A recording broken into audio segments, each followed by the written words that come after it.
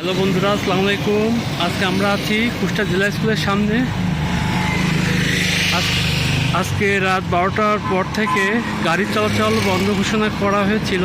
সেই মোতাবেক অনুযায়ী গাড়ি আছে কুষ্টিয়া শহরে ব্যাপক পরিমাণে চলতেছে। আপনারা লক্ষ্য করুন, বিভিন্ন অটো, রিক্সা, মোটরসাইকেল, প্রাইভেট কার ভালোই চলতেছে।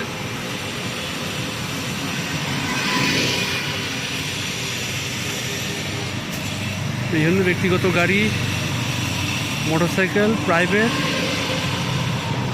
সবই চলতেছে।